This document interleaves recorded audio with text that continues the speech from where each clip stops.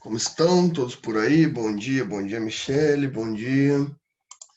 Bom dia, Paula, bom dia, Laura, bom dia, Márcia. Que bom que todos estão aí.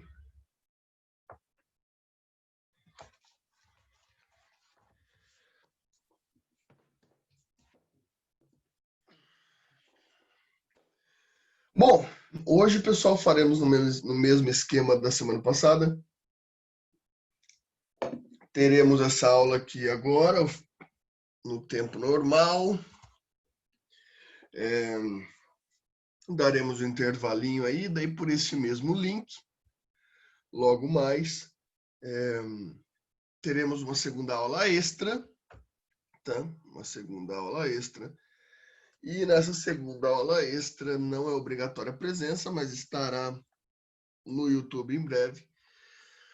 Para a gente colocar hoje, a gente já provavelmente já coloca em dia, né? Já alcança a turma do noturno e já consegue terminar essa matéria aí, que o fim do bimestre está se encaminhando, né?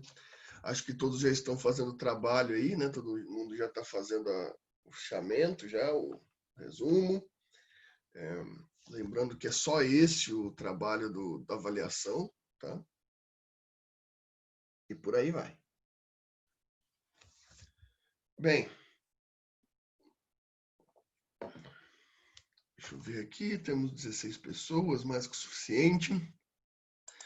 Então vamos começar aqui com as nossas questões, meus caros. Deixa eu compartilhar com vocês a lousa aqui. Tá gravando, beleza? Arrumar isso aqui.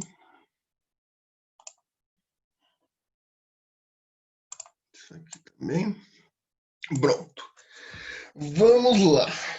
Meus caros, hoje a gente vai começar uma questão. Só deixa eu conferir aqui se é isso mesmo. Onde estão nossos vídeos da aula passada?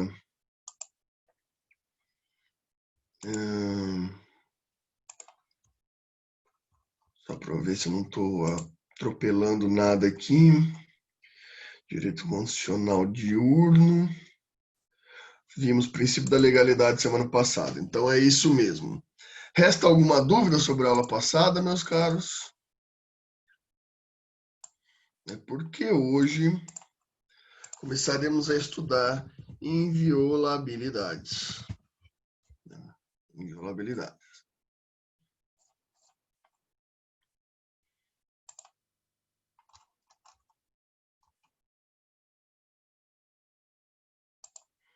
Beleza.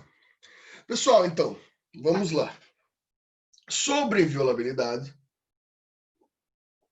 a gente tem que fazer uma introdução teórica primeiro a respeito disso, tá? Nessa introdução, eu acho que nos resta falar sobre algumas questões específicas, a gente tentar entender sobre o que se trata a inviolabilidade, tá? Porque você pode se questionar, mas já existem liberdades individuais, já existe liberdade sobre o corpo, sobre a vida, já existem garantias específicas sobre o corpo e sobre a vida. Então, o que seriam essas inviolabilidades?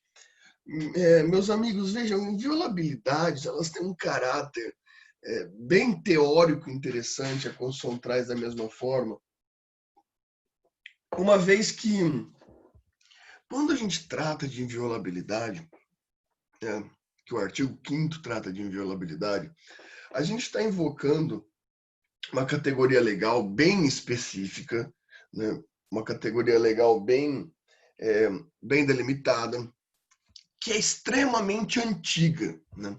E para isso a gente tem que entender dois conceitos, né? Dois conceitos. Sabia que estava meio gigantesco isso daqui. Aqui. Mas eu não quero essa caneta aqui, não. Onde que eu troco isso?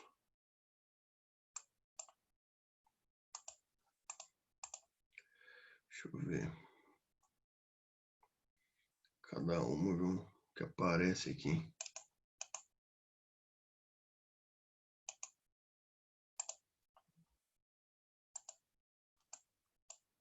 Aí.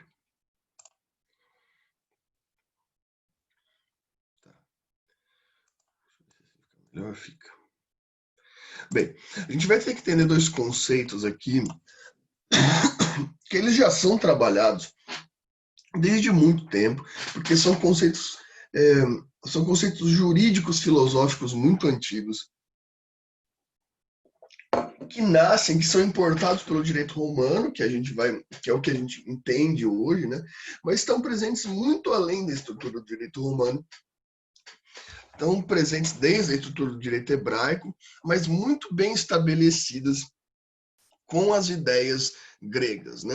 Talvez o direito ateniense grego foi o que melhor explicou esses conceitos, inclusive as palavras que determinam essas funções do que não pode ser violado, né? O que não pode ser violado e o que são essas estruturas, sejam palavras quase intraduzíveis do grego, que vão nos dar certa explicação bem delimitada sobre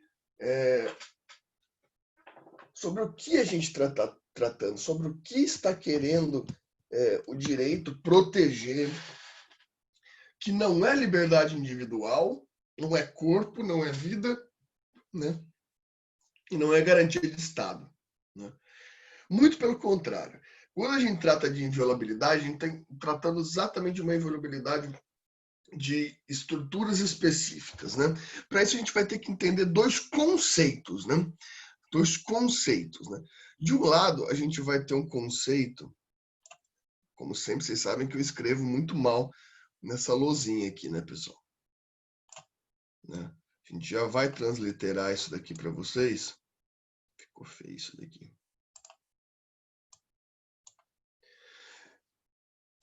São dois conceitinhos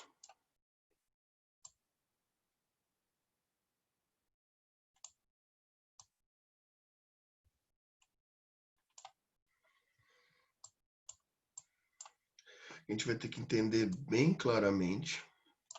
Ficou fora da linha, que tem agonia disso.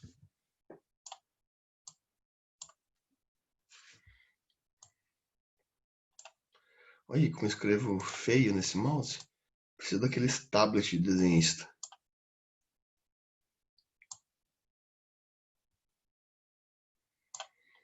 Não é tão feio assim quando eu escrevo no papel, viu?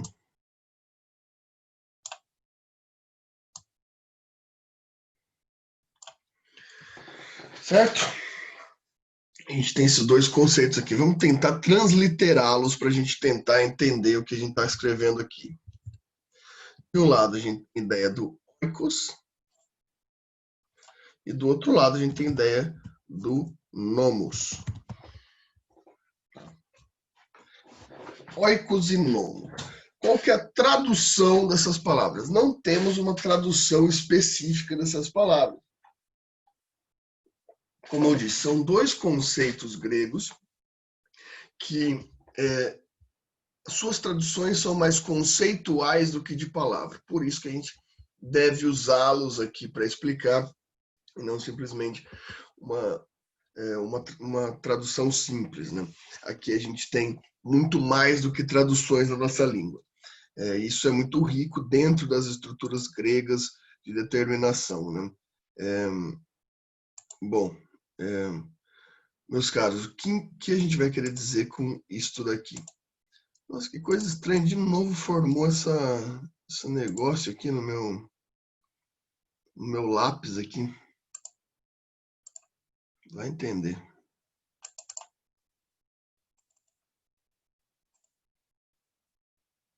Bem, mas não vou precisar disso aqui agora. Acho que isso daqui já é o suficiente.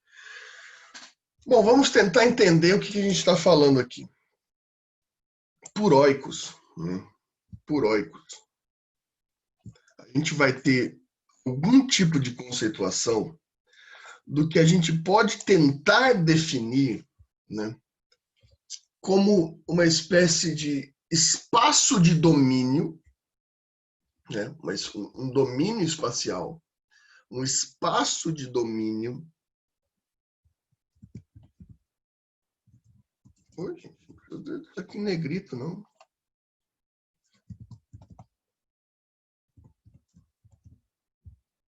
um espaço de domínio, só que não é qualquer domínio, tá?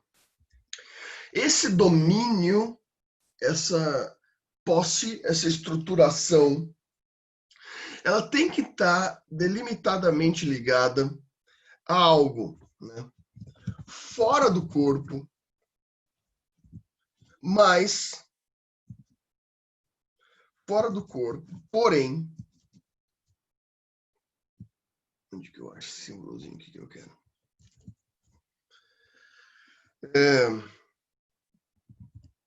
Fora do público.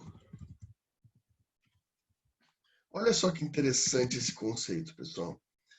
Para o grego, esse oikos, né, esse oiko, ele tá, você exerce determinado domínio sobre aquilo, só que é um domínio fora da estrutura do corpo, é um domínio fora da estrutura do poder, tá? Tá certo aqui. Não faz parte de você, não faz parte do seu corpo, não faz parte do seu espírito, do seu intelecto, da sua racionalidade, não faz parte de você, não é seu, tá? Mas também não é público, não é qualquer um que pode utilizar. Olha só que conceito interessante. É fora, mas tem determinada característica dentro. Entende isso? Ele está para fora de você, porém ele está para dentro do público, né? Está para fora, mas também está para dentro. Isso, em outras palavras, a gente pode tentar determinar como vamos pensar assim, como um poder, uma potência principalmente de outra palavra extremamente complicada para a gente aqui, que a gente vai tratar muito em breve quando a gente fala de direito de propriedade, talvez na aula extra daqui a pouco, que é a ideia do uso. Esse oikos está muito relacionado com a ideia do uso. E o uso para a estrutura grega é uma palavra extremamente difícil de ser utilizada, né, meus caros? O uso em grego, né, que é a palavra kromenoi, é extremamente difícil. Você já pensou qual que é o sentido de uso? Porque o uso para o pensamento grego, principalmente para o pensamento grego ateniense, o uso ele tem um determinado, vamos dizer assim, presentismo.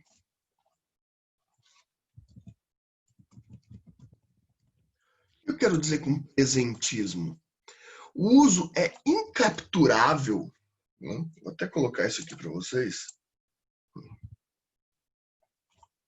O uso ele é incapturável. É incapturável pela forma, né? Pela forma racional.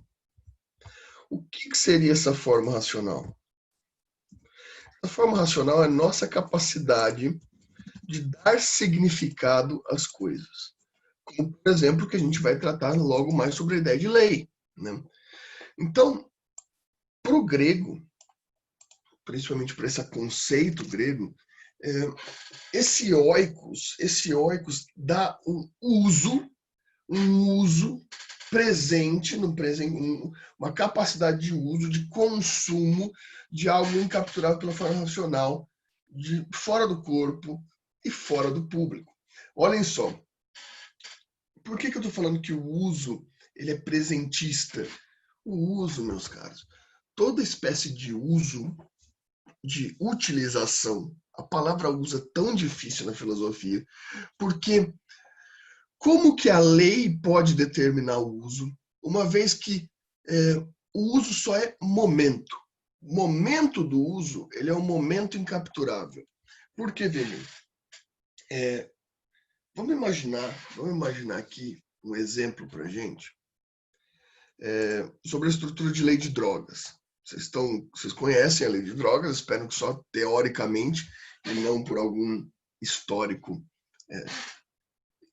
um histórico de fichamento aí, mas também se tiver, sem problema nenhum, não tenho nenhum preconceito com isso, pelo contrário. Mas veja, a lei de drogas ela classifica duas diferenciações, não sei se vocês conhecem isso, sobre tráfico e sobre uso, popularmente chamados de uso, né? Como assim? Lá no tráfico, você tem uma sequência de verbos. Eu vou até mostrar para vocês. Para a gente tentar ter uma lei de drogas, que é a Lei 11.343. Vou compartilhar a tela com vocês. Pessoal, se vocês não estiverem entendendo alguma coisa, podem me interromper a qualquer momento, tá? Share screen.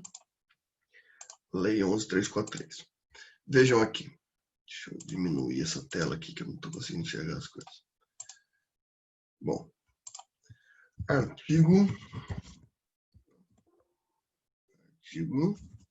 33.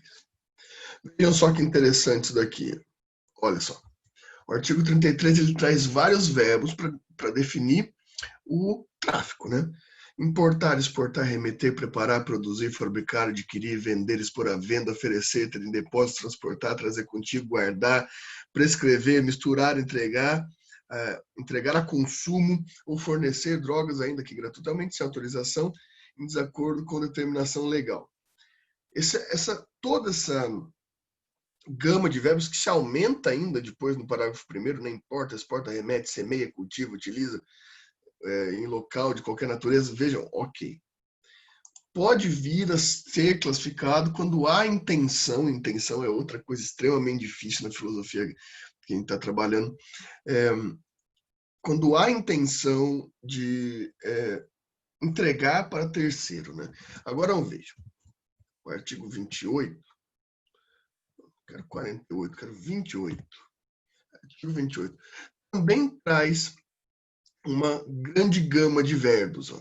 Adquirir, guardar, ter em depósito, transportar, trouxer consigo para consumo pessoal, uso de drogas, centralização. Tem uma sequência de verbos muito parecidos com o tráfico. Só que aqui o que muda é o intento, né? Para consumo pessoal. Então, por exemplo, guardar tem aqui e tem lá, correto? Guardar tem aqui no 28 e guardar tem lá no 33, né? Transportar, igualmente, né? Ter depósito, adquirir. Então, vamos lá. A pessoa guarda drogas para si.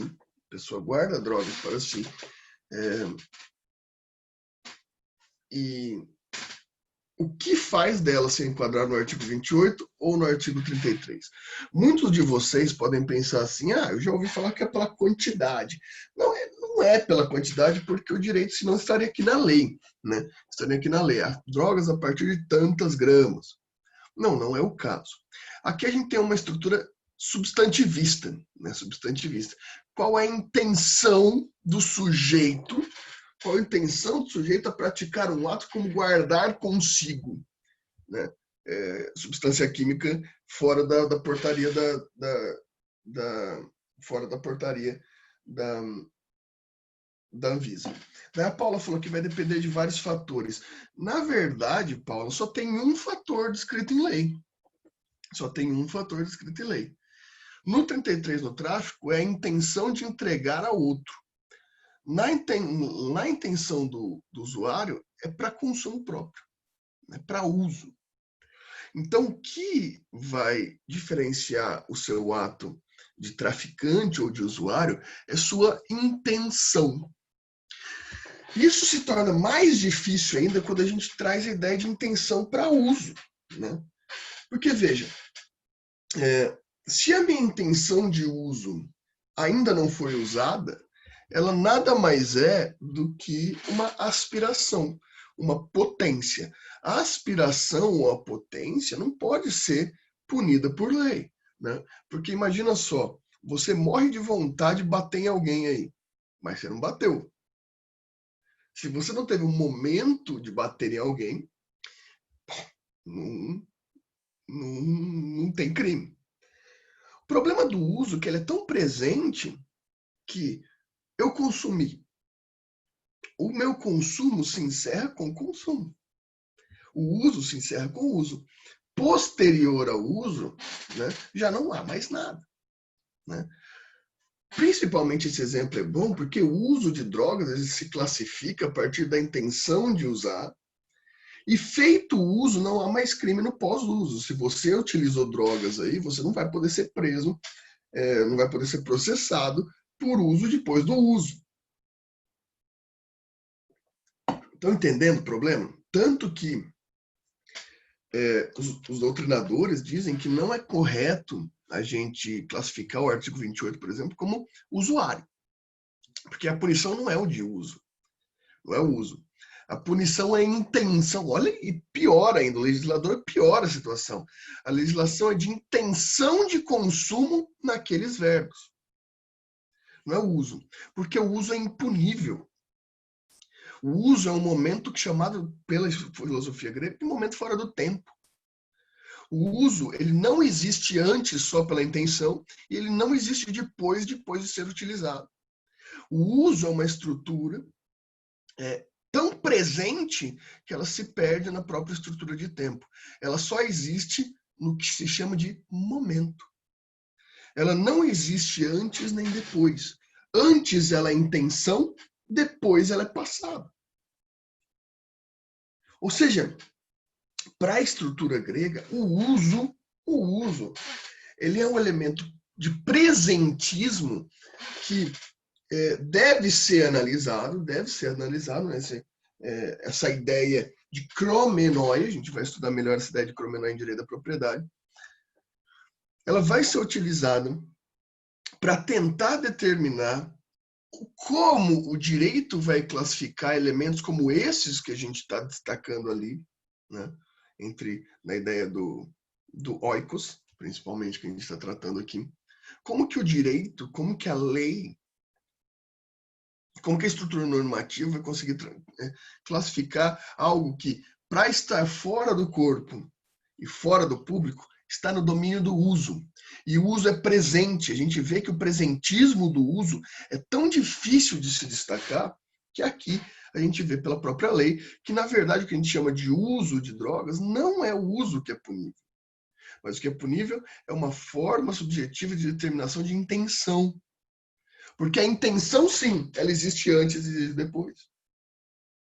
A intenção punível, ela existe, ela pode ser classificada como tentativa ou consumação. O crime é determinado por tentativa ou consumação, ou seja, pré ou pós, nunca o momento do ato. O momento do ato, porque vejam só, mas não tem prisão em flagrante? Tem, mas vejam só que complicado. Vamos pensar em outro exemplo aqui. Nós vamos no mesmo, né?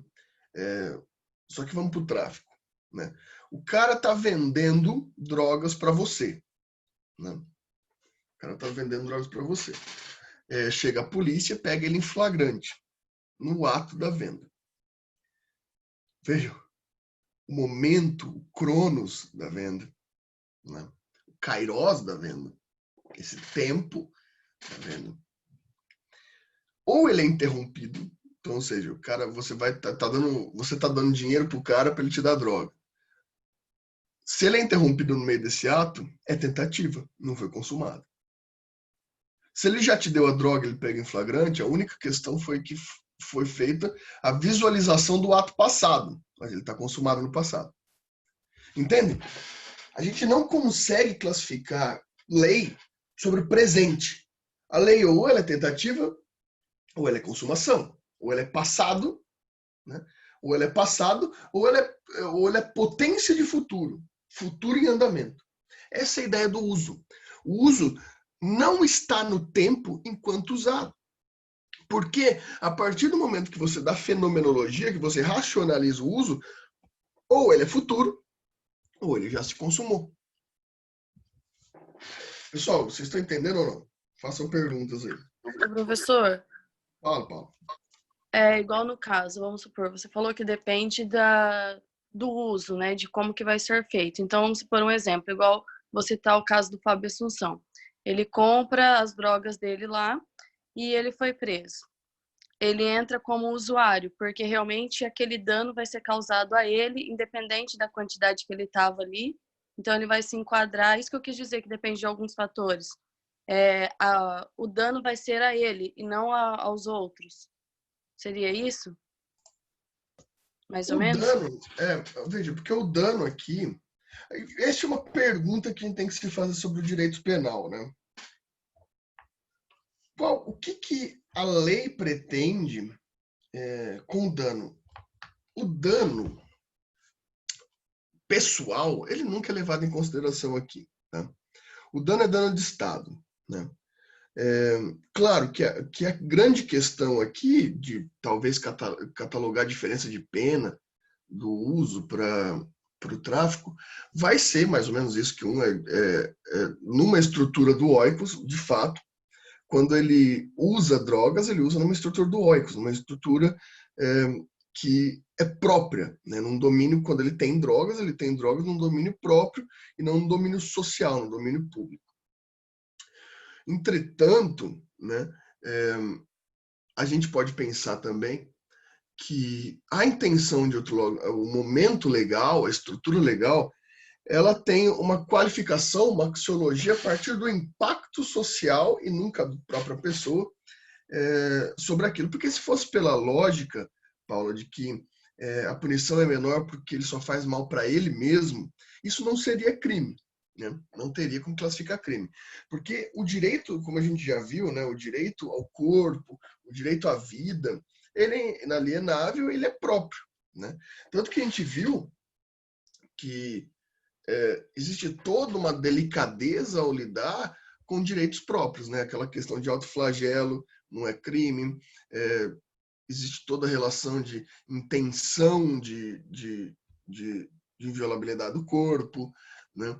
A gente tem todas essas questões, a gente já conversou com uma coisa que parece óbvia, mas não é, que suicídio não pode ser classificado crime, tem muita gente que defende isso, mas não pode, porque é uma estrutura própria do próprio corpo. Então, se a fundamentação fosse que a lei desabilita o caráter punitivo por conta de só fazer mal a si mesmo, a lógica seria que isso não fosse crime. Né? Ah, não, sim. Eu entendi essa parte. Era só para tentar, que eu deixei falado ali que tinha alguns fatores para caracterizar crime, usuário e tráfico, né? Depende Até dos fatores. sim, eu até entendo que é crime, que tem bem jurídico é saúde pública, né? No caso do artigo 28. Não, eu entendi isso, eu entendi sim, professor. Só para eu tinha falado uns negócios de fatores lá, eu quis dar um exemplo. Mas essas questões dos fatores, o que eu acho mais interessante no seu comentário aqui de vários fatores, é que olha só, porque a questão na verdade, é um único fator, né? Que é a intenção. Só que para determinar a intenção, a gente precisa de vários fatores. Então essa que é a grande questão que a gente está tentando determinar aqui, como não é fácil a gente ter uma palavra, esse conceito que a gente está tentando apresentar para tentar entender a inviolabilidade. De fato, são vários fatores, mas só são vários fatores porque o fator escolhido para determinar a estrutura do crime é um fator que não se determina em uma palavra. Né? O único fator do verbal, do tipo penal presente no artigo 28 é a intenção. É a intenção de consumo, é a intenção de uso, que não é presente, que só é presente, nunca é passado, nunca é futuro. A intenção só pode ser determinada por uma sequência de fatores, por uma sequência muito ampla de fatores, né? Inclusive fatores sociais, né? O seu exemplo do Fábio Assunção é bem interessante, né? Porque quais são os fatores que levam o Fábio Assunção a não ter sido qualificado como traficante quando ele foi pego com uma quantidade bem exorbitante de drogas, né? Daí isso liga com a pergunta do Leonardo aqui. Se você diz que a intenção é punida, porém se eu portar 2 quilos de maconha, isso não é levado em consideração? Depende. Muita gente fala, não, é a quantidade que determina. Será mesmo? Será mesmo que é a quantidade que determina? Não. Você vai ver casos, né, de pessoas que estão lá portando 2 quilos de maconha e são qualificadas como usuários, e outras pessoas que estão portando lá 10 gramas de cocaína e são qualificados como traficantes. Aqui vão ter várias considerações, por exemplo, as justificativas, as questões, por exemplo, que é da Paula dizer, dos vários fatores. Por que os vários fatores? Para tentar delimitar a intenção. Se a intenção é de uso ou se a intenção é de tráfico. Então aqui a pessoa, por exemplo, vai tratar de questões, estava em tal local, como a Paula falou, tinha trocados, notas pequenas, isso é um argumento muito utilizado, né? E, Leonardo, a gente pode ir para o âmbito da crítica também, né? Que é, por exemplo, a questão do Fábio Assunção. Fábio Assunção, uma pessoa padrão, e por padrão eu quero dizer, é uma pessoa socialmente aceitável, da forma mais triste, mais radical Foucaultiana de se chamar isso. Né? Uma pessoa socialmente desejável, um ator branco, né? Um ator bem apessoado, bonito, agradável aos padrões. Ele foi pego com uma quantidade exorbitante de drogas e nem por isso foi considerado traficante. Porque se compreendeu pelo seu histórico social que ele era um viciado, que ele fazia consumo próprio. Agora, quando você for para a área prática, quando você se formar, você vai ter lá diversos sujeitos que vão portar, às vezes nem quantidades vão portar, né? Vão ser fundamentados simplesmente pela ideia de que foi observado, foi encontrado perto dele uma quantidade de drogas e vai ser considerado traficante. Daí vem minha pergunta, né? Aos defensores liberais, principalmente, né? Aos liberais em caráter político, que defendem, que dizem assim que a legalização de drogas não é o caminho, mas sim a descriminalização, uma forma democrática de tratar conceitos filosóficos como uso, que é o que a gente está trabalhando aqui hoje, né? Vem minha pergunta, né? Mudaria alguma coisa descriminalizar o consumo? Manter só o tráfico e descriminalizar o consumo? Eu digo que não. Porque o benefício para o crime de uso vai ser simplesmente o benefício para quem já é beneficiado por ele. Né? O crime de tráfico ele é tido por uma questão muito mais social. O tráfico, as drogas em si, são crimes muito mais sociais do que crimes de fato. Né? As drogas, o tráfico de drogas, é uma questão muito complicada. Mas, enfim, eu já ia entrar em todo um discurso filosófico aqui do tráfico de drogas, etc. Até me interrompi aqui, porque a gente vai ter tempo para discutir isso no terceiro ano, quando a gente estudar Foucault, Agamben, Homo Sacer, todas essas questões dos invisíveis sociais, etc. Fui longe, divaguei aqui. Alguma questão aí, pessoal? Alguma questão aí? Às vezes eu dou essas, às vezes eu vou ficando nervoso e vou falando as coisas. Ainda bem que às vezes eu me interrompo. E aí, mais alguma questão?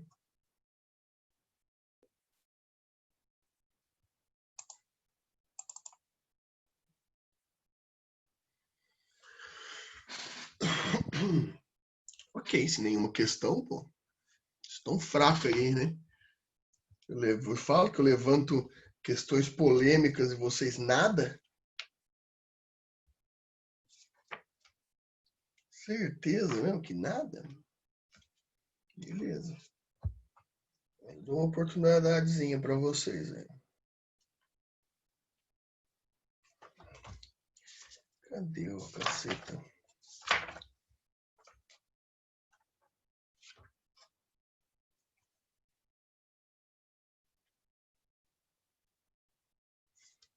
Tá aqui.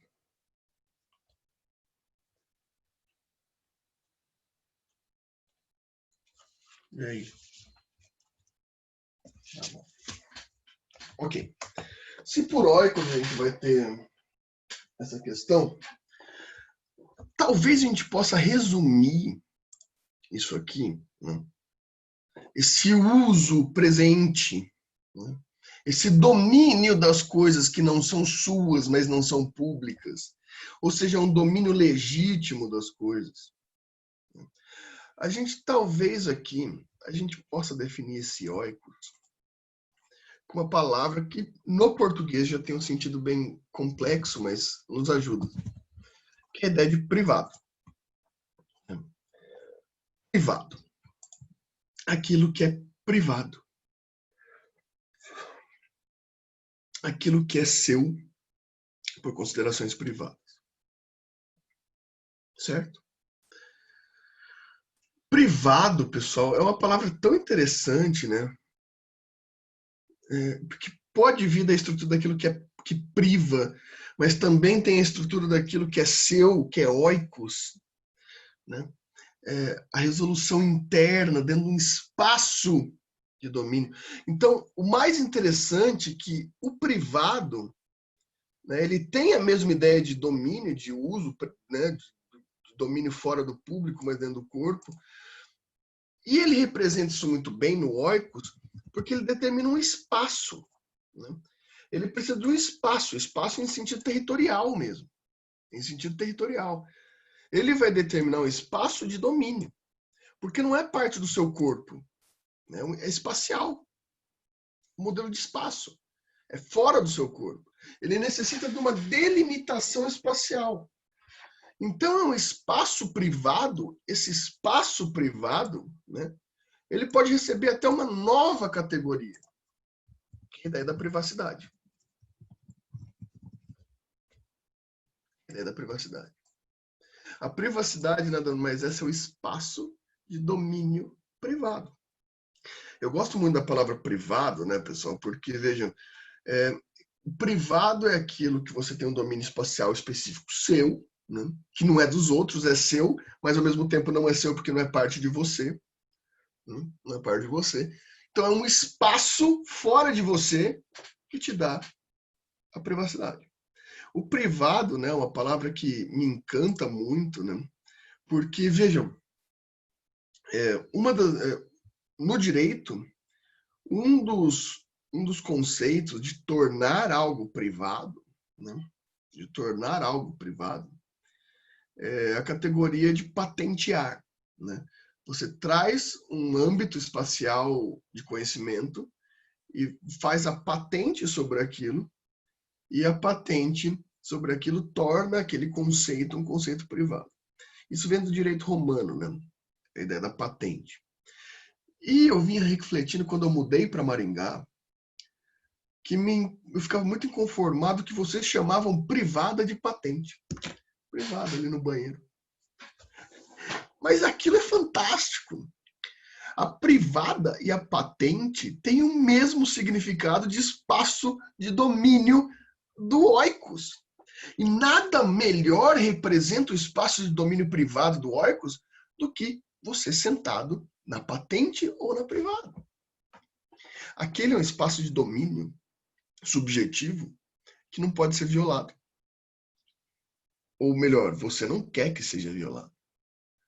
Tanto que não existe nada mais angustiante do que você usar um banheiro sem tranca. Viu? É simples. A gente consegue entender o sentido de oikos pensando, já que nossa última análise, todo esse conceito, esse círculo que a gente fez, chegou na ideia do privado, pensa na sua privada, na sua patente. Ali é um espaço de domínio privado. Não é seu, não faz parte de você, mas te protege sobre algo seu. E você não quer que seja violado. Dá para entender essa relação? Dá para entender? Vocês estão falando muito pouco. O Arthur falou que sim. Vocês adoram exemplo com cocô, né? Vou falar para vocês.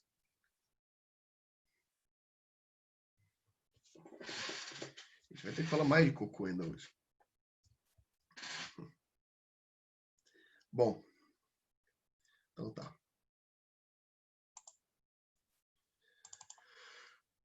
Então, em última análise, a gente pode definir esse oikos, em resumo aqui, né? Se a gente puder resumir esse oikos aqui, vou colocar aqui mesmo. É um espaço de domínio. Privacidade. Aqui a gente teria uma boa conclusão sobre o que significa esse oikos. Esse oikos. No direito grego, o oikos representava muito a ideia da casa. Né? A ideia da casa, a ideia do poder, do pátrio poder dentro da casa. Né? O homem livre, o homem do sexo masculino livre, né? Ele exercia oikos. Então, dentro da sua privacidade, dentro da sua casa, ele liderava aquilo mesmo fora das estruturas da lei. Né? A lei, a norma, ela se refletia no espaço social. O espaço de domínio privado, ele era regulamentado a partir do próprio pátrio poder. Aqui o pátrio poder, daí de pai, né? Porque no direito ateniense, principalmente, quem era livre era a ideia do homem, sexo masculino, que não era escravo e era nacional, né? Os conceitos gregos eram muito delicados a respeito dessa ideia de crianças e mulheres, né? Era uma ideia muito mais de posse, de bem, do que de pessoa. Né? Pessoa mais era do significado de homem do sexo masculino, nacional e livre. Não escravo, livre no sentido de não escravo. E o oikos representava muito bem esse espaço de domínio da privacidade. Só que essa ideia, pessoal, sempre houve na humanidade, conceitualmente. Se vocês se lembram bem, vocês se lembram de Noé? Né? Você lembra de Noé, que está lá no Gênesis, lá pelo capítulo 7, 8, não me lembro agora. Né? O Noé da Arca. Vocês se lembram do Noé da Arca?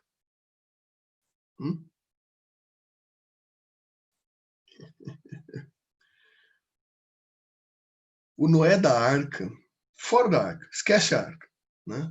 Vamos fazer a leitura do capítulo todo do Noé. Que é um cara muito louco, Noé. Gosto do Noé, no Gênesis. Noé é muito doido, Noé viveu 800 anos, é um cara muito maluco da cabeça. Gosto muito do Noé. E o Noé, no Gênesis, tem uma questão lá que é uma tradução específica sobre qual era a produção do direito hebreu nesse momento, né? Nesse momento da história. O Gênesis, por incrível que a gente for colocar historicamente, né, ele não é o livro mais antigo da escritura da tradição judaica. Claro que eu não estou discutindo sua fé religiosa, que vai colocar, se você tem uma fé religiosa, que o livro do Gênesis foi escrito, todos foram escritos por Moisés, todo o Pentateuco foi escrito por Moisés, etc. Né? Mas se a gente for pegar do ponto de vista histórico aqui, o Gênesis deve ter sido escrito, claro que o movimento histórico é um movimento de pesquisa, né? Deve ter sido escrito entre, mais ou menos, por volta de 400, 500 antes de Cristo, né? Ou seja, não é o movimento mais antigo antes do tempo comum, né? Mais antigo do Pentateuco, né? Ah, mas foi o Moisés que escreveu. Beleza, não estou discutindo isso. Estou discutindo estrutura histórica, possibilidades científicas disso, né? Não estou falando da estrutura religiosa de que Moisés teria escrito Torá, né? A ideia do Pentateuco. Mas aqui, do ponto de vista histórico, é importante para a gente definir isso, porque a escritura do Gênesis ela se coincide com o começo das estruturas legais dos hebreus, que sofrem muita influência dos direitos gentios, chamado pelos hebreus de direitos gentios, que eram os direitos dos gregos, os direitos, principalmente o direito ateniense. Né? Essa ideia do direito ateniense. Então coincide muito a estrutura do Gênesis no Pentateuco com o tempo de organização do direito hebreu baseado no direito grego. né? Nas formas do direito grego. E a parte específica da história de Moisés, desculpa, a história de Noé pós-dilúvio, né? Pós-arca, ela é extremamente importante para a gente definir isso daqui, porque aqui a gente tem um conceito, né?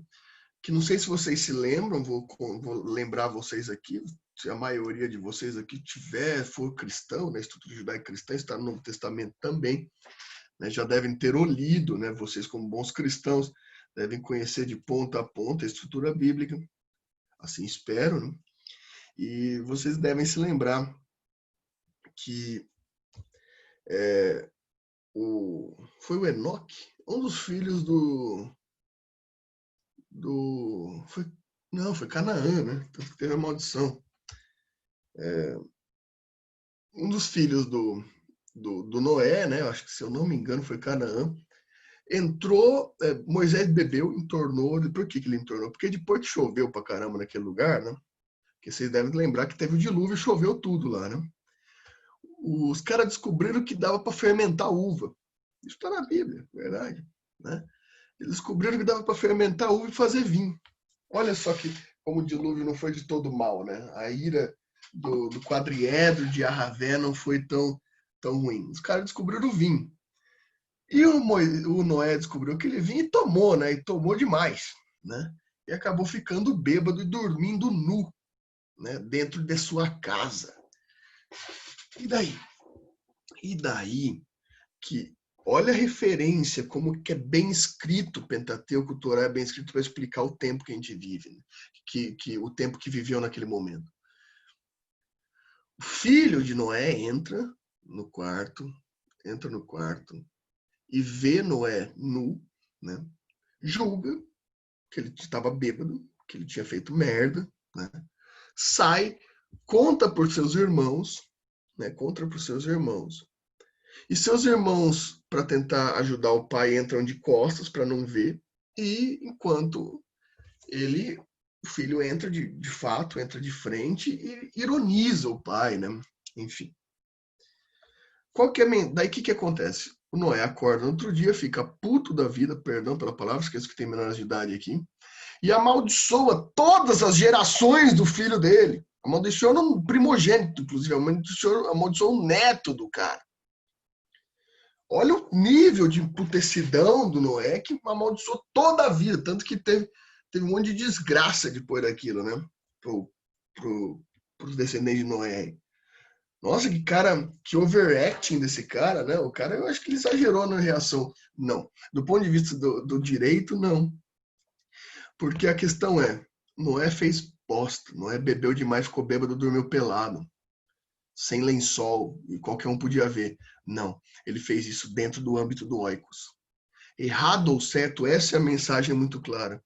Errado ou certo, terceiro não pode se manifestar quanto a isso. Essa é uma mensagem histórica muito interessante, porque coincide com o desenvolvimento do direito. Não importa que ele bebeu, ficou bêbado, etc. O que importa é que ele foi violado dentro da sua privacidade. Os atos que ele fez não se justificam por meio de moral ou não moral. Dentro do oikos, dentro do espaço de domínio, é inviolável. Esse espaço de poder do Noé, não dos filhos, que já eram adultos, tinham seus próprios espaços de poder, de domínio de privacidade. Então aqui a grande questão mais uma vez, não estou falando sobre os seus aspectos religiosos, aqui sobre os aspectos históricos. Isso do ponto de vista histórico é muito claro. A grande mensagem aqui é uma mensagem legal. É uma mensagem de explicação que dentro do âmbito do oikos, quem define as estruturas é o detentor do poder. Isso é privacidade. É a velha coisa, o que você faz quando ninguém te vê fazendo? Não importa, porque é dentro do seu oikos. Você não der satisfação a isso. Dúvidas até aqui, pessoal? Vai, falem aí, vocês estão fazendo poucas perguntas. Até agora só o Leonardo e a Paula fizeram perguntas. Tem mais gente aqui também. E claro, o Leonardo e a Paula também podem continuar fazendo perguntas. Mas quero os outros também. Né? Cadê o Márcio? Cadê a Maria Eduarda? Cadê a Natália? Cadê a Amanda? Cadê o Matheus? Cadê a Liciane? Cadê o Raniel? Vocês estão entendendo tudo até aqui? Vocês sempre debatem bastante nessa turma, pessoal. O que está acontecendo aqui? O que está acontecendo hoje?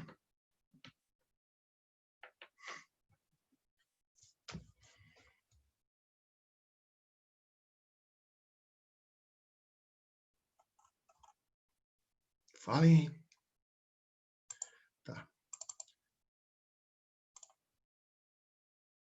Por que tá com a professora Thaís? Por que foi culpa da Thaís, ô Márcio? O que a Thaís fez?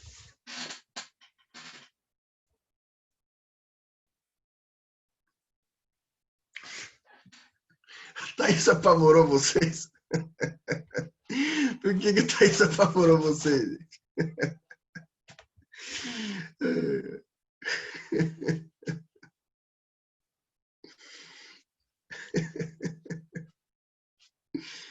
O que vocês fizeram para Thaís apavorar vocês, hein?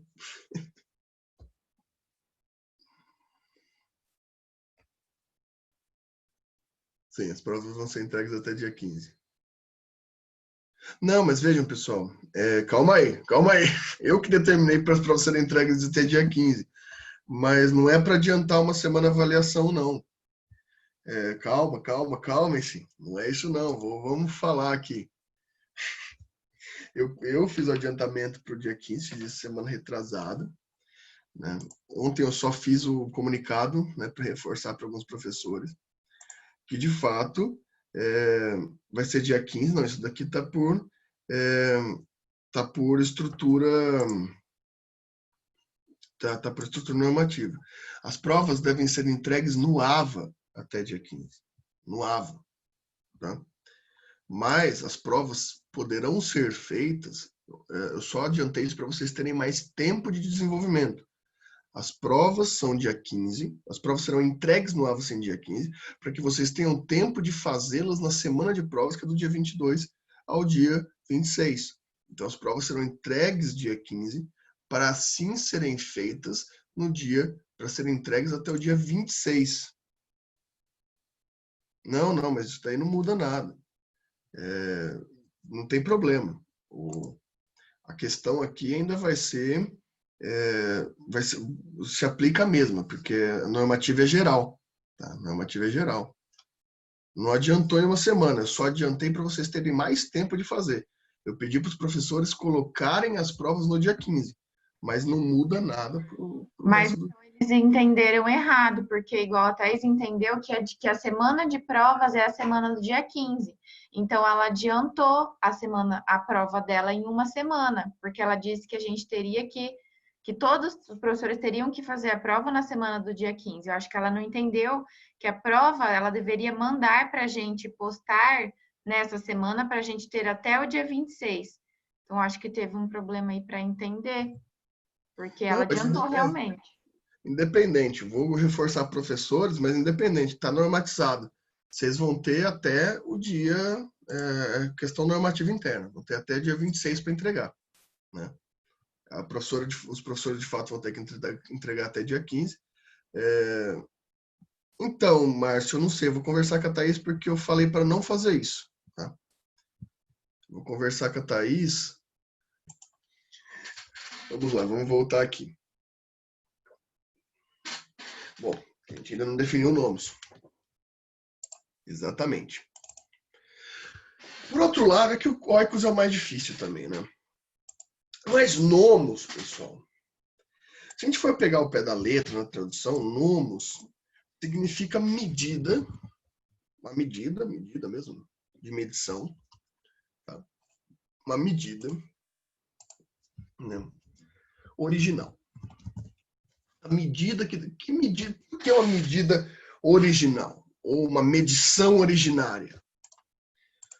Porque, pessoal, aqui a tradução mais comum de nomos vai ser lei. Né? As pessoas costumam traduzir nomos como lei. Perdão. Só que a ideia grega é que a lei é uma régua originária. é uma função espacial de poder. Né? Então, por nomos, a gente pode entender uma medição espacial. Uma medição... Eu voltei a gravar um negócio aqui. Só um minutinho. Voltei. Eu parei de gravar ali quando a gente estava discutindo outra questão. Que a medida original deve ser, vamos dizer assim, o espaço de poder vai ser determinado a partir de uma medida, que é basicamente o que a gente vem falando na ideia do oikos. Essa medida do espaço privado é dada pela lei. Né? Então, olha só que interessante. O nomos aqui é uma medição que dá efeito normativo para esse espaço privado. Então, aqui a gente tem todo o espaço privado legitimado pela estrutura da lei. Né? Oikos mais nomos, a gente vai dar a origem à palavra oikonomia. Que vocês podem conhecer pela transliteração mais comum e mais adaptada para a nossa língua, que é a ideia de economia. Oikonomia, essa função que dá legitimidade pelo nomos de um espaço privado, né, que oiconômico, ou seja, dá legitimidade para que a sua vida seja administrada por você mesmo e nunca por outras pessoas. Oiconômico e nunca por outras pessoas. É a mesma ideia de economia, a economia da casa. A economia da casa é o espaço de poder privado legitimado pela lei. É o oikos mais o nomos. Nomos em grego é normalmente traduzido como lei, mas também deve ser entendido como medida originária. Estão entendendo?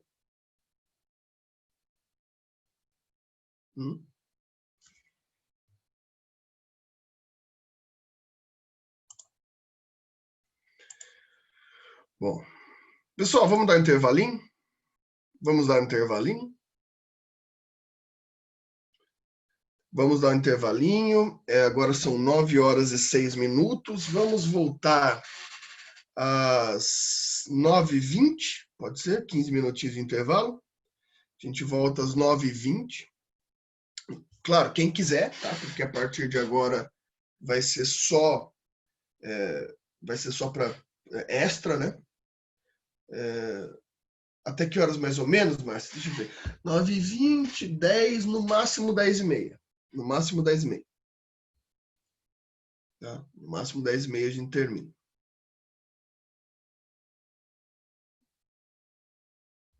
Então vamos dar um intervalinho agora. Quem quiser volta para a segunda por esse mesmo link. Então, vou pausar a gravação aqui. Daí... Não, sem problema, Márcia. Se precisar sair um pouco antes, sem problema, eu vou postar na internet, vai estar integralmente na internet essa questão. Vocês podem entrar pelo mesmo link, tá? Pelo mesmo link vocês podem entrar na aula. Vou pôr uma musiquinha para vocês aqui enquanto isso. E daí a gente volta 9h20. Valeu, já a gente volta, pessoal.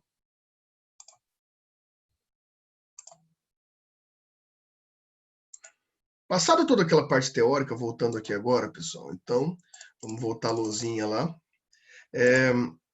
Vamos agora entrar nas questões específicas de proteção, o que a estrutura, o que a Constituição entende sobre inviolabilidade.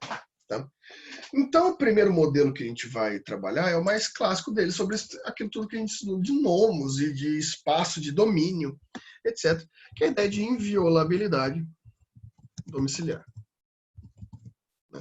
A inviolabilidade domiciliar está presente no artigo 5º, claro, né? No artigo 5º, inciso 11 da Constituição Federal. Esse é um modelo bem claro aqui.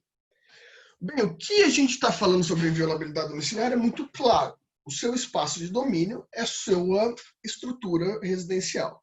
Seja sendo proprietário, seja sendo locatário, ou seja, todo o seu espaço de domínio pessoal, o seu espaço de privacidade é marcado pela sua casa, pelo seu domínio. E não significa sua casa coberta, isso daqui significa casa em sentido em sentido amplo. Aqui a gente está falando de casa em sentido do quintal, da piscina, do jardim, enfim. Sabe, toda aquela discussão, por exemplo, de alguém tirar uma foto sua quando você está na piscina da sua casa, sem sua autorização? Claro que isso enfrenta direito de imagem também, mas enfrenta principalmente aqui inviolabilidade domiciliar, porque todo o espaço de domínio da sua residência é seu e não pode ser violado, né? Isso é muito claro, ninguém pode entrar na sua casa sem sua autorização, né? É tipo aquela ideia do demônio ou do vampiro, né? O demônio ou o vampiro só entra na sua casa se você autorizar. É a mesma coisa com a visita, né, pessoal? Então pensem sempre por esse lado. E é muito parecido também, né? Porque você receber aquela sua tia chata na sua casa para fazer aquela visita sempre naquele horário que ninguém quer, né? É basicamente igual receber o demônio em casa. Eu não faço muita diferença sobre isso, não. Então, vocês saibam que quando aquele seu parente seu, aquele seu amigo chato, que não é muito amigo, mas te enche o saco chegar na sua casa, você pode dizer para ele: você não vai entrar por conta do artigo 5º, inciso 11. Vocês sabem que minha mãe tem feito isso, né? Minha mãe tem feito isso, já falei isso para minha mãe. Minha mãe tem um monte de amigo que estava querendo visitar ela lá, e minha mãe falando: não, por causa do corona, não quero que ninguém fique entrando na minha casa. Daí eu falei para minha mãe: fala, você não vai entrar aqui por conta do artigo 5º, inciso 11, violabilidade domiciliar, só entra aqui se eu deixar, né? Então, ninguém entra na sua casa se eu não deixar. O nosso problema aqui não é isso, que é muito fácil entender essa inviolabilidade, né? Mas a gente tem que entender que existem exceções. Exceções a essa inviolabilidade, né? E talvez a primeira exceção que a gente tem aqui é a exceção por determinação judicial. Determinação judicial. Se o juiz manda entrar na sua casa, vão entrar. Você deixando ou não, tá? Juiz mandou, entrou. A famosa ordem, né, judicial, né, mandato judicial, por exemplo, para a polícia entrar na sua casa, para a polícia civil, para a polícia militar, precisa de uma ordem judicial, de uma determinação judicial. Porém, essa determinação judicial, meus caros, não é uma determinação judicial qualquer, porque aqui a gente vai estar fazendo uma exceção a um direito fundamental, que é a inviolabilidade domiciliar. Então, a gente tem toda aquela questão do oikos e do nomos que a gente viu na aula passada, que é extremamente importante, não pode ser de qualquer jeito que a gente viola isso. Então, a gente tem aqui uma ideia bem interessante, né?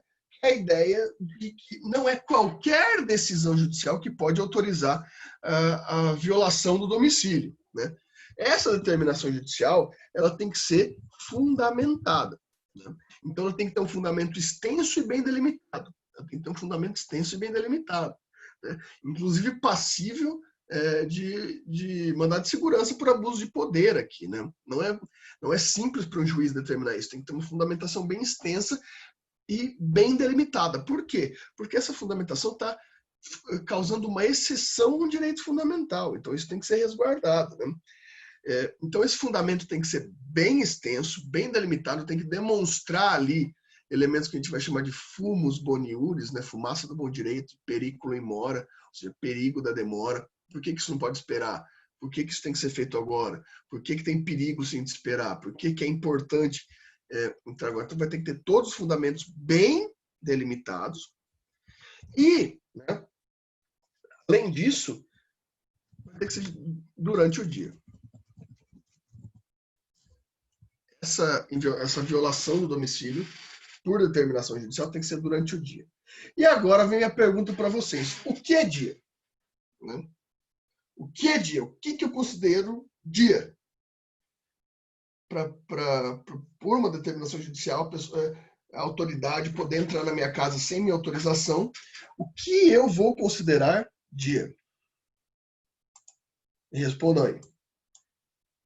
Qual que é o momento que pode entrar na minha casa? A lei é clara, o juiz fundamentou, a autoridade pode entrar com mandado, tá? Só que só durante o dia. Um falou que é 6 da manhã com o japonês da Federal. 6 da manhã até que hora, Rony? 6 da manhã às 18, a Jéssica falou. A Jéssica chamou, inclusive, de 6 da madrugada. Concordo completamente, né? Não é 6 da manhã, é 6 da madrugada. Normalmente eu estou indo dormir às 6 da madrugada. Seu horário entre que tem sol, etc. Não. Alguém discorda? Da Jéssica? Da Almin? Ninguém discorda. Alguém falou que não discorda. Mas eu sinto muito a vocês. Ninguém discordou, mas então ninguém acertou. Né? O critério não é cronológico. Tá? Isso é bem interessante. Isso foi uma discussão doutrinária muito grande, por muito tempo. E foi pacificado finalmente pela Constituição de 88, né? Não se considera mais horário, né? O horário não é mais considerado para isso, pessoal. Infelizmente ou felizmente. Dia agora passa por um critério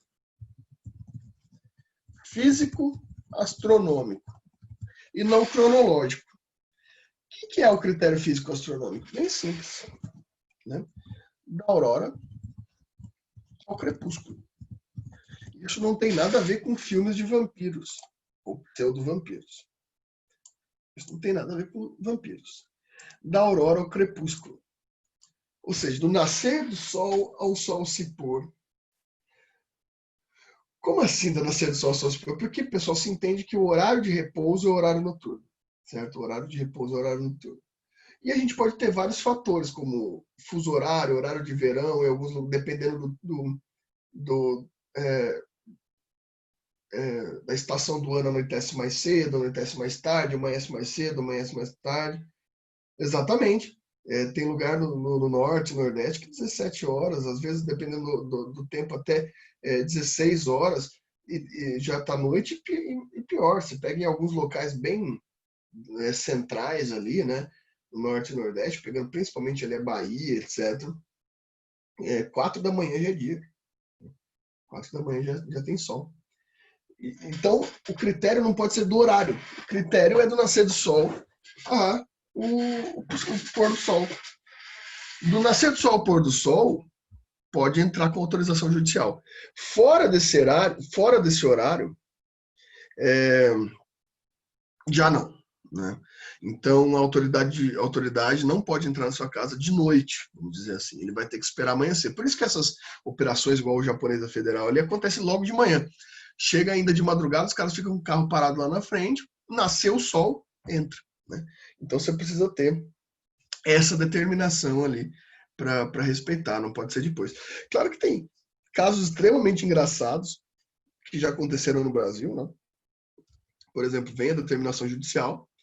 A determinação judicial acontece ali no fim da tarde, os caras correm para fazer a entrada na casa, vem o advogado, fica no blá blá blá advocatício, que é o blá blá blá mais interessante que existe no mundo, anoitece, fala, ninguém não vai entrar porque anoiteceu.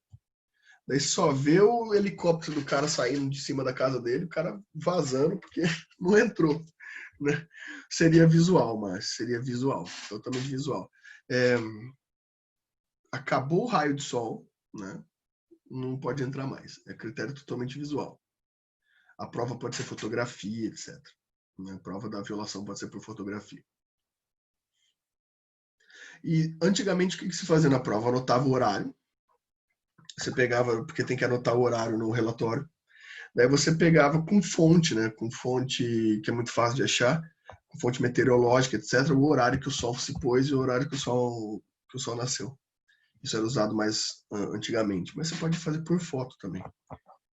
Né?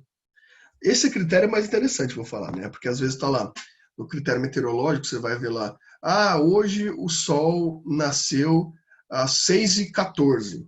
Daí no relatório da polícia está falando que eles entraram às 6h10. Pronto, acabou. Acabou. O critério físico astronômico derrubou a legalidade da violação domiciliar. Certo? Certo? Não só isso, né, pessoal? Aqui a gente tem outros 2 critérios, outros 3 critérios, que é o flagrante delito, né? A prestação de socorro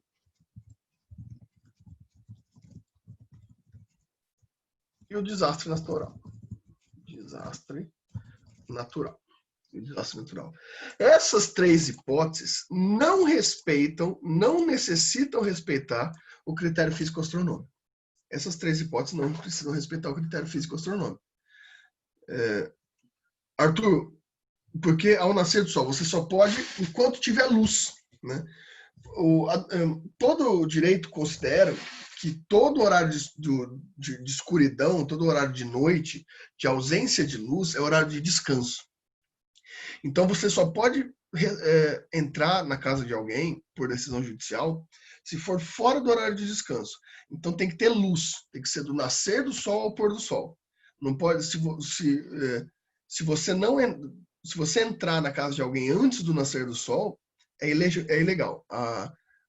Vira violação domiciliar. A autoridade só pode entrar na casa de alguém com determinação judicial, respeitando o critério físico-astronômico, do nascer do sol ao pôr do sol, porque o horário do sol é considerado horário comum.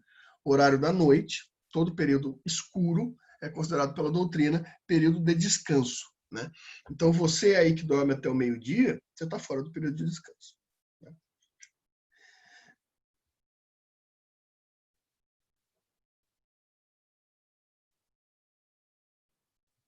Então, mas aqui, Arthur, a consideração doutrinária não é pensando na possibilidade. Eu te falo até uma coisa interessante, Arthur.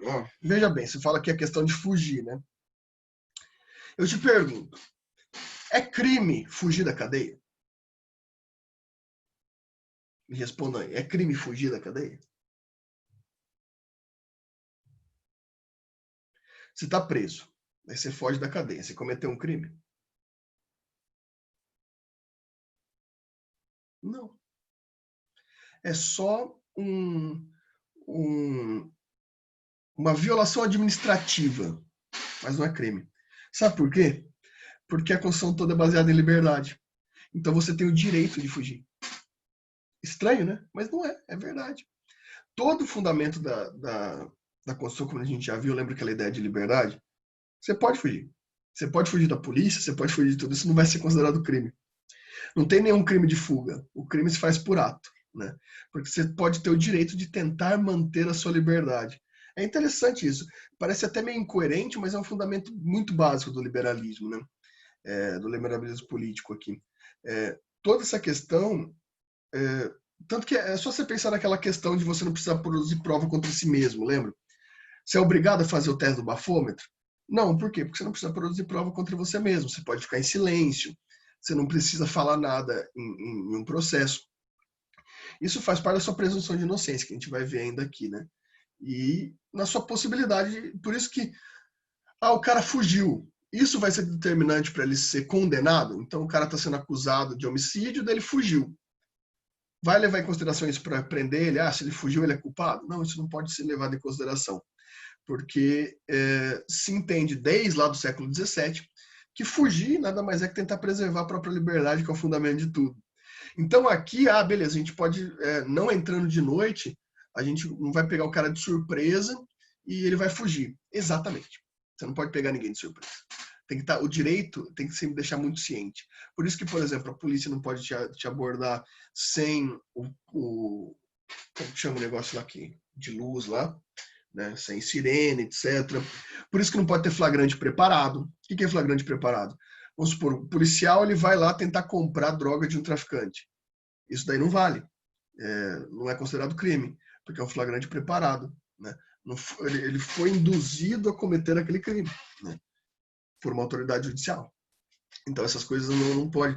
Todo o direito ocidental ele é baseado nisso. Ele é baseado nas estruturas de liberdade, né?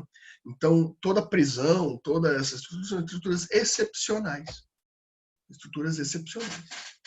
É interessante pensar nisso, é bem interessante. Você fala, mas isso é um absurdo, não sei o quê. Eu particularmente não acho um absurdo, porque daí de um ponto de vista constitucional, né? Porque eu acho que essas estruturas garantem o meu direito, né? Garantem o direito de quem não atua por estruturas criminais. Como assim? Não beneficia o cara que atua? Na verdade, a gente pode perceber que o direito prende bastante, na verdade. É meio falacioso esse negócio que o direito não prende. Só que não havendo isso, a gente está muito mais sujeito a prisões injustas, a abordagens injustas. O direito constitucional garante não para, como a gente costuma falar aí, muita gente costuma falar, que é direito de bandido. Né? Eu não penso assim, eu penso que esses direitos garantem para mim, né? É para mim que garante, né? Para minha estrutura, que ninguém possa me acusar injustamente, porque só quem passa por uma ação criminal sabe o problema que isso causa psicologicamente e etc. É bem complicado isso, né? Então eu entendo que esses direitos devem ser resguardados, né? Mas claro, isso aí fica aberto para discussão. Aguardo a discussão de vocês. Enquanto isso, eu vou colocando os outros pontos aqui.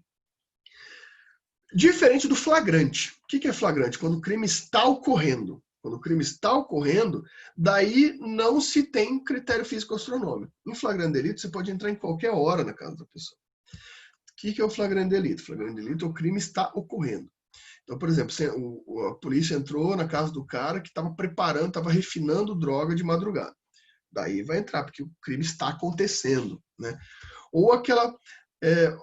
sabe qual que é o maior absurdo que se fala nos ditados populares? Aquela ideia de que briga de marido e mulher, ninguém mete a colher. Mete sim. Se está havendo violência doméstica, se está havendo abuso, claro que mete a colher, porque é crime. E o crime permite flagrante delito imediato, né? Independente de hora. Inclusive você, cidadão comum, pode invadir a casa de alguém para impedir um crime. Não faça isso, chame a polícia.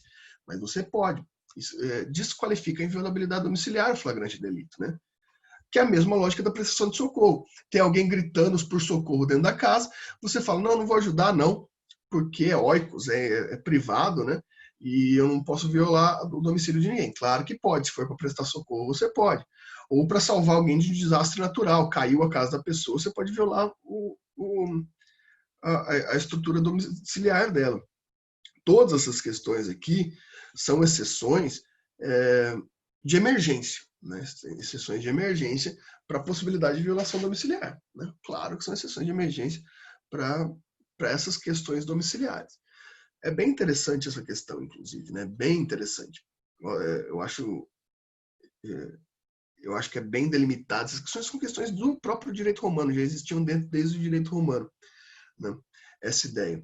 O flagrante pode ser dado por qualquer pessoa, né? O crime em andamento, a prestação de socorro, desastre natural, autorizam a entrada. Daí você me pergunta, mas e se for um engano? Tem que ter cuidado, né? Tem que ter cuidado. O flagrante delito, a prestação de socorro e desastre natural, é mais fácil é falar, a pessoa estava gritando por socorro, na casa dela. Daí eu entrei e descobri que não era socorro, que a pessoa estava gritando, e descobri que não era socorro, ela só curtia questões diferentes na sua intimidade, né? Essa pessoa era um casal muito adepto aos 50 tons de cinza. E eu achei realmente que eles estavam pedindo socorro. Bem, claro que você vai ser perdoado judicialmente aí por essas questões, né? Não vai ter a punição nenhuma pela violação domiciliar, porque é fácil dizer, você estava ouvindo aí gritos, etc., né? Então, tudo bem. Agora, o flagrante é mais delicado.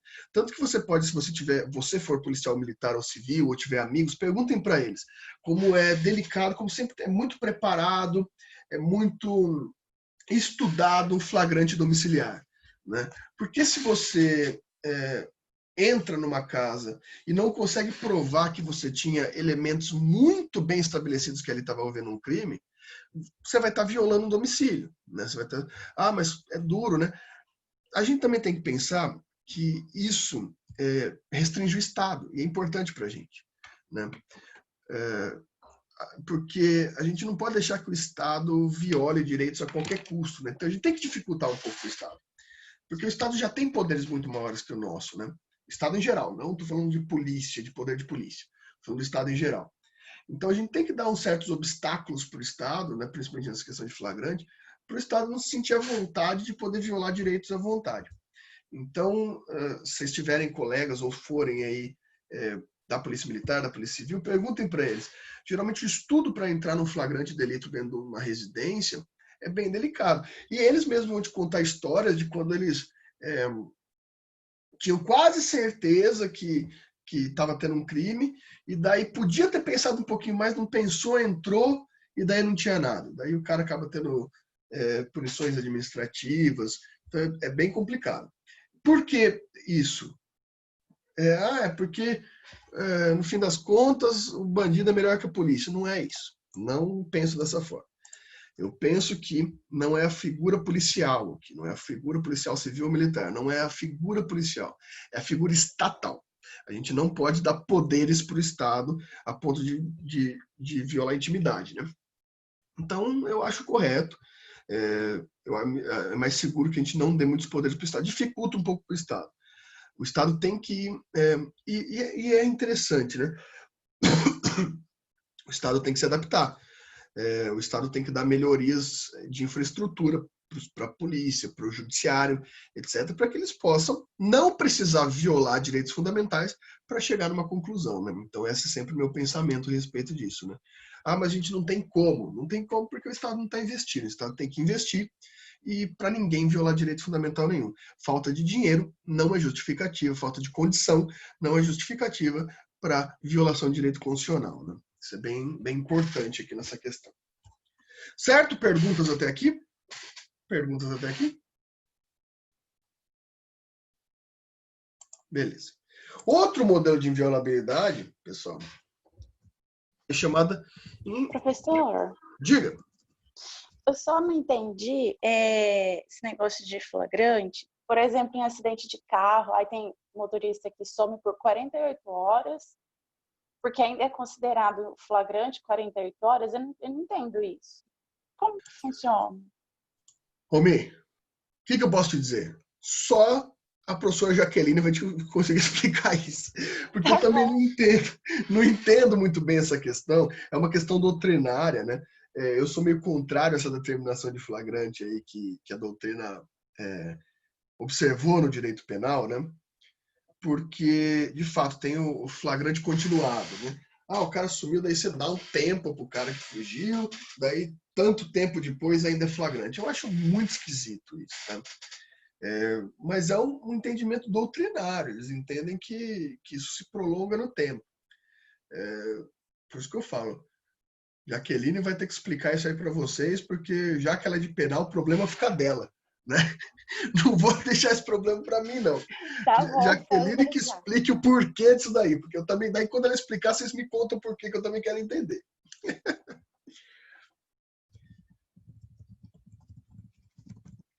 A outra a gente vai chamar de... ela tem um nome na Constituição, que é inviolabilidade de correspondência.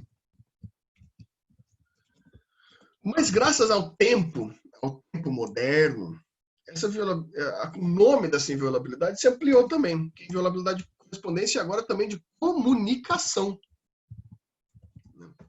Por quê? Porque a correspondência antes, pessoal, não sei se vocês são desse tempo, né? Vocês já mandaram carta para alguém? Sim, né? Não posso esquecer. Deixa eu colocar que isso daqui está no artigo 5º, 12.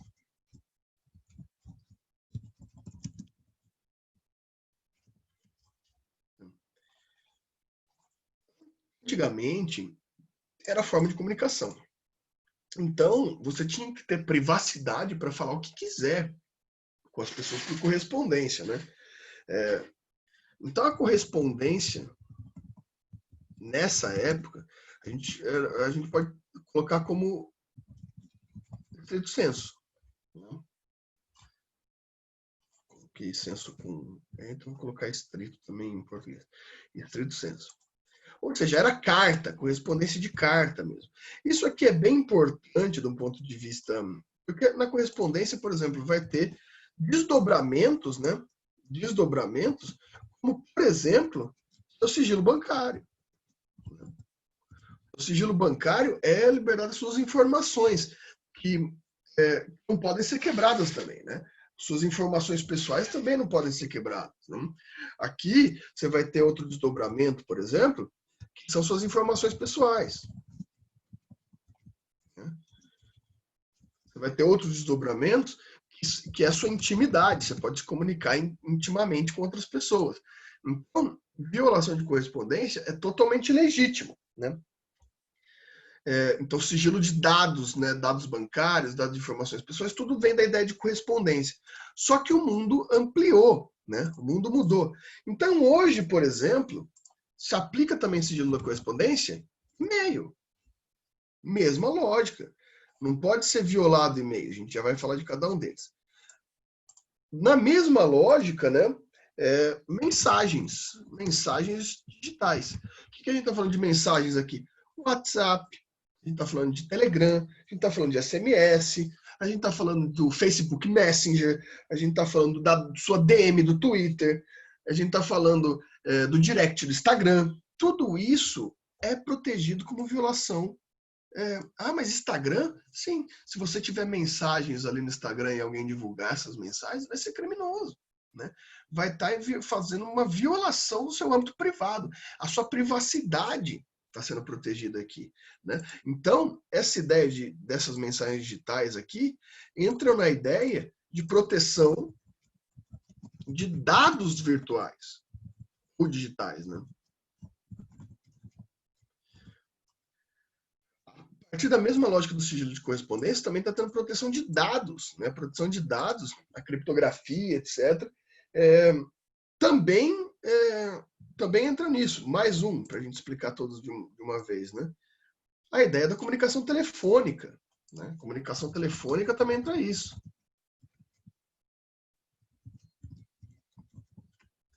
Comunicação telefônica também entra aqui. O Arthur perguntou, e se, por exemplo, divulgar uma conversa com um amigo meu? Pode isso? Para conversa é minha também. Exatamente, Arthur. Isso aí, essa sua pergunta é essencial. O que não pode é terceiro violar a sua intimidade. Tá? Terceiro violar a sua intimidade. Agora, você participar da conversa, por exemplo, por e-mail, mensagem, telefone, não é violação. A menos que divulgue informação íntima de imagem e intimidade da pessoa. Por exemplo, uma pessoa que você está saindo, que você está se encontrando, te manda uma foto íntima. Você pode, mas você recebeu nessa conversa a foto íntima. Você pode repassar? Mas eu estava participando da conversa, eu estou divulgando essa conversa. Não, porque daí você tem direito à intimidade. Mas a pessoa mandou para mim, a culpa é dela, a pessoa que mandou para mim. Isso é loucura pensar uma coisa dessa, né? A pessoa mandou para você, tudo bem, Luciano, fica à vontade, depois você assiste pelo YouTube. A pessoa mandou para você especificamente, né? Um elemento intransponível, um movimento de intimidade, né? E por isso a divulgação, né? E por isso a divulgação. Quando você pode divulgar uma conversa sua? Quando isso for para te defender, quando isso for um crime que está sendo cometido contra você, quando for para você provar alguma coisa que está sendo acusada contra você. Então, nesses casos, obviamente, você pode divulgar, né? Mas em todos os outros casos, você precisa de autorização da outra pessoa também, justamente por conectividade, da inviolabilidade de correspondência. Então, você pode divulgar, sempre pense por essa lógica, você pode divulgar para se defender. Mas, como a inviolabilidade é de privacidade, mesmo que você esteja numa conversa que não tem nada a ver, não vou me defender de nada, só quero mostrar para o mundo como essa pessoa aqui é idiota, né, por ter falado isso. Então, daí você precisa da autorização da outra pessoa, porque também faz parte da intimidade dela. Então, também, daí você mesmo fazendo parte da conversa, também estaria tendo uma ideia distinta da privacidade. Mas era um grupo, tinha muita gente, a pessoa ficou mandando fotos íntimas no grupo, ela já queria mostrar para todo mundo mesmo. Você não pode julgar isso, não cabe a você julgar isso. A pessoa ela pode escolher para quem, se ela quiser mandar para 1 milhão de pessoas e não quiser mandar para as outras 1 milhão, ela vai poder. Então, não é por essa lógica. A intimidade se faz a partir também da intenção íntima do espaço do oikos da pessoa. Então, é muito delicado. Então, nessa pergunta do Arthur é importante porque tem realmente uma questão, né? Eu estava na conversa, então eu gravei a conversa. Posso divulgar? Se isso te colocar em risco, se isso for um crime, se isso for para provar alguma coisa que está sendo acusada contra você, você pode. Nos demais casos, você não pode, porque você também vai estar violando mesmo tendo participado dessa conversa. Entenderam?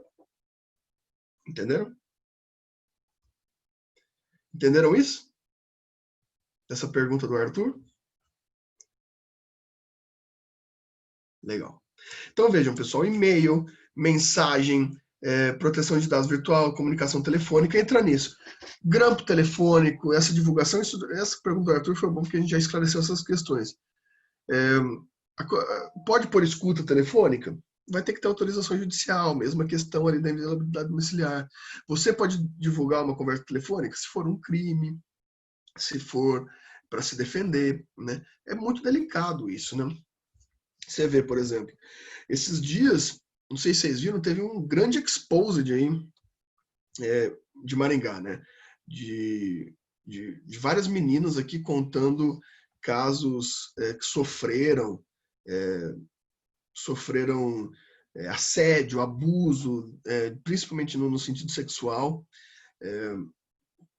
de várias pessoas. Então teve no Twitter, né, um exposed bem importante, assim, vários professores foram expostos, né, várias pessoas foram expostas. Eu acho legítimo, acho importante do ponto de vista sociológico isso, né, essas meninas têm que realmente fazer isso, porque existe uma cultura muito grande sobre naturalização do assédio na sociedade que a gente vive. O assédio, você conversando com amigos seus, principalmente você que é do sexo masculino, ou se entende no gênero masculino, converse com amigos seus, você vai ver como é naturalizado o assédio, como vão ter amigos seus que vão ter tomado atitudes extremamente reprováveis, que beiram inclusive o estupro, e acham natural, acham normal, né? Como existe isso, né? É sério, eu não vou citar aqui porque, né, é complicado a gente citar essas frases, essas palavras, eu acho até violador, mas conversem com seus amigos, vocês vão ver que muitos dos aspectos são considerados simples. A ideia do resistir ao não é bem complicado, ou se utilizar da vulnerabilidade para alguma coisa. É muito comum. Então, acho interessante do ponto de vista sociológico essas meninas terem se exporem seus problemas. Mas, ao mesmo tempo, está tendo uma discussão que muitos dos acusados estão processando essas meninas, né?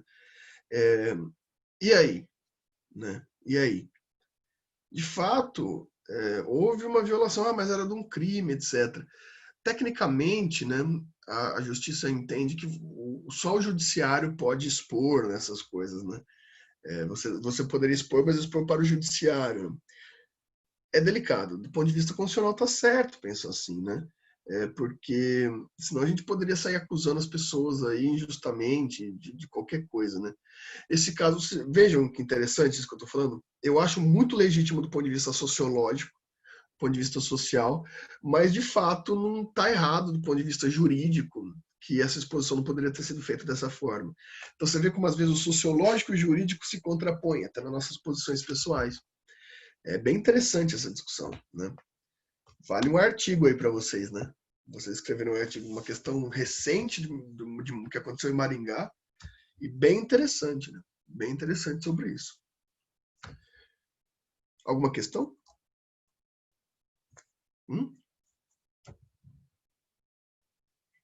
Alguma questão aqui?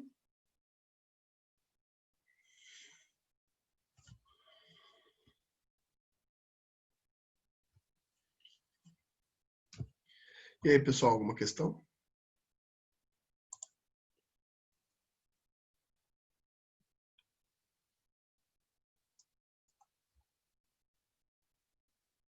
Ué, silenciaram todos vocês agora? Eu acho que tá bom por hoje, né, pessoal? Acho que tá bom por hoje. Se não tiver perguntas, eu acho que tá suficiente por hoje para ninguém, né? Já tivemos muita informação hoje. Semana que vem a gente continua. Essa semana tem feriadinho aí, né? Quinta-feira é feriado. Você já dá uma descansada aí. Quinta-feira que é feriado, não é? Acho que é quinta-feira que é feriado. Olha lá que maravilha.